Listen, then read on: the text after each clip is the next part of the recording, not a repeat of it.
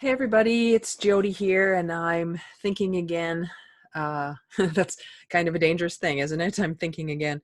Um, so recently I've become aware of something I wish I would have known sooner. And it has become glaringly obvious to me that we should never try to teach the teacher. And it reminds me of a saying I heard, over and over as I was growing up: those who can't do teach. And it was kind of a slam to my friends who were going to school to be teachers, because the people who went into the business world were like, we are the ones doing the work and you're the one in the classroom not even really experiencing the world and then teaching about the things that we're out here doing. So I know it was a joke, but it's kind of interesting to be in a situation where, without even really meaning to, I might have tripped somebody's trigger by asking a question. And it's so interesting to me how ego tends to take over when people feel confronted by something they might not know. I didn't even know I was doing this. It's so fascinating.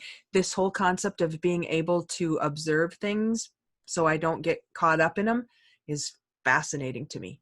And what I'm realizing is being a leader in anything is hard work.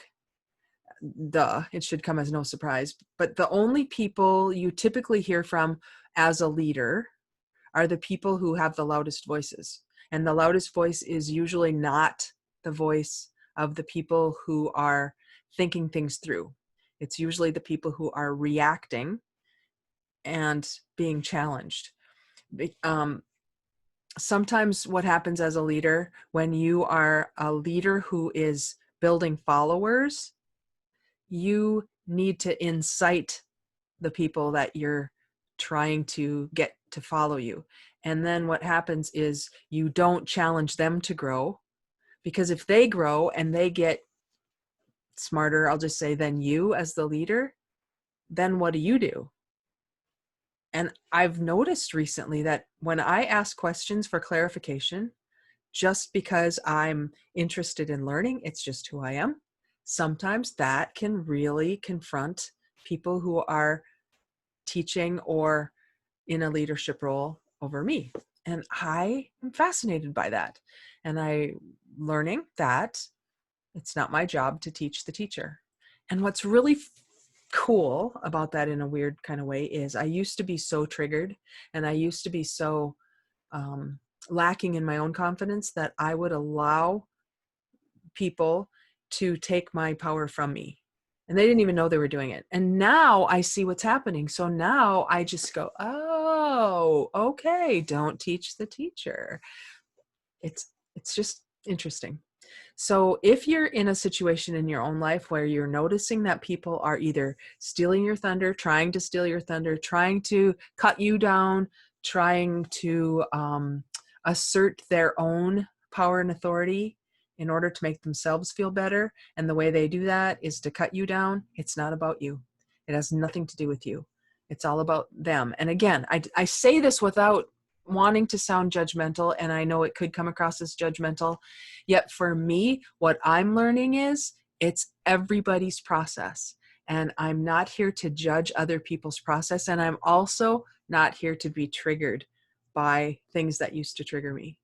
So when the loudest voices hold on desperately to their own authority and try desperately to either incite people and get them upset so that they can appear as the hero, that really has nothing to do with me. When a leader does his or her best to keep the followers below him or her, it's not about those followers then. It's about the ego that is trying desperately to stay relevant. And you can't allow others to grow taller than you if you're that kind of leader. And I wonder how many of us have either been that kind of leader in our own growth opportunities, or how many of us can see those kinds of leaders now when we become more aware. And it has nothing to do with judging them or cutting them down or anything. It's a really interesting observation. So I have no need anymore in my life to teach teachers anything. People who are here to teach and people who are here to build their own set of followers are maybe not my audience. They're not my tribe. They're not my circle. And I'm looking for people who want to challenge each other, who want to help people grow beyond their own awareness, because iron sharpens iron. And the only way for me to get better and to grow and learn and continue this journey that I'm on is to have people challenge me in ways that make me better.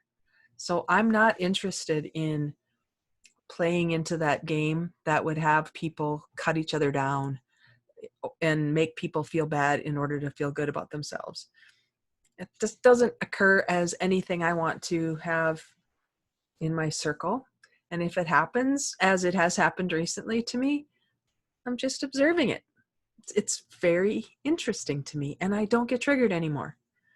But I'm aware, and I can use what I'm learning in my stories. I can use what I'm learning in my own coaching and facilitating. And this was a lesson I learned this week. So just wanted to share that.